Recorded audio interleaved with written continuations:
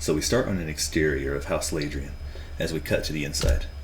Wax and Marcy are walking across the front of the camera, and as they leave, we see in the background Wayne is sitting on Wax's desk, next to all of his metallurgy equipment. As Wayne says, "Just be more careful is all, Wax." We cut to over his shoulders. We see Wax is now writing on the chalkboard, and Marcy standing next to him. Wax complains, "Relax, we'll be fine. This is my house after all." Back to Wayne, who didn't seem to like that answer, continues to complain. "Innocent things are always..." As the butler walks up and hands Wayne his tea, he says, "Oh, thanks. As I was saying, innocent things are always exploding around you." "Oh, for harmony's sake, Wayne, it was one time." Huh? Tea's been poisoned.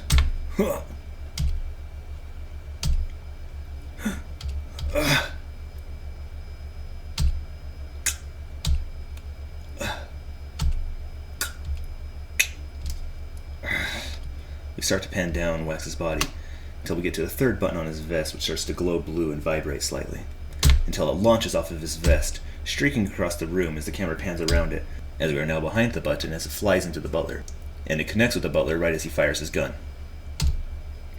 "Wayne!" Wax rushes over to Wayne as Marcy's eyes widen. Wax is now checking Wayne's vitals as we slowly zoom in on Wayne's face. "Poison. I hate poison. Worse than losing a finger, I tell you." As Wax leans back, we can see Marcy's now in the frame. As she panics, "Lord Exilian!" Wax replies, "Wayne will be fine. So long as he can talk and has some ferrochemical reserves, he can pull through just about anything." As he finishes talking, we zoom in on Marcy, who's still panicking and says, "I'm not talking about that. The butler, look!" The butler is now clambering up onto the coffee table where he had placed a basket, and he's reaching inside. Wax is confused for a moment and then shocked as he realizes what's about to happen. And he leans back to Wayne, shouting, "Wayne, bubble now!" But it is too late, as the butler has already pushed a button inside the basket and explodes. The explosion is quickly expanding as Wayne starts to open up a bubble. The explosion is going fast, but the bubble is open now and seems to have worked, buying our hero some time. The two friends look at each other in shock as Wayne lazily leans over and Wax starts to stand up. Wayne says, "Oh, hell." He leans back to Wax. "I warned you. I said things are always blowing up around you. I refuse to take responsibility for this one. He's your butler." Looks like we're missing a shot here. And he continues to say, "And it wasn't even good, T." Back to Marcy, she's panicking, goes, "It's getting bigger." Wax and Wayne look over to the explosion, seeming a little unconcerned. Wayne, now speaking, says, "Damn, that's a big one." Wax is thoughtful. "Probably meant to look like an accident with my metallurgy equipment. Burning our bodies and covering the murder. Shall we go out the windows then?" Wax looks over to see the window as we zoom in on the window, giving him a view of it. Wax is thoughtful. "That blast will be hard to outrun." "You could do it. Just gotta push hard enough." "Against what, Wayne? I don't see any anchors in that direction.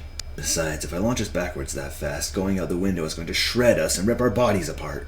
"Gentlemen, it's getting bigger." They look back to Marcy, and then Wax turns to explain a little. "Wayne can't stop time, just slow it greatly, and he can't move the bubble once he's made it. Look, it just blow the wall out. Push against the nails in the window frame, and blast open the side of the building. Then you can shoot us out in that direction without us running into anything." "Do you even listen to yourself when you say these things? That's brick and stone. If I push too hard, I'll just be thrown backwards into the explosion." "It's getting really, really close." A shot of the edge of the bubble, and the explosion is very nearly touching it. "So make yourself heavier." "Heavy enough that I don't move when an entire wall, a well-built extremely heavy one, is ripped off the building? Sure, the floor would never be able to take it. It would shatter." Wax rushes out of the scene. The camera now is following him as he rushes towards Marcy, scooping her up. Here he is spinning with her, and the camera is following him in his downward fall until he lands on his back. Marcy panics. "What are we?" "Hold on." He gets heavier and heavier, and so heavy that the ground shatters beneath him. Here we get a wide shot of Wax and Marcy falling into the room below. We have the edge of the bubble here and a bunch of debris falling with him.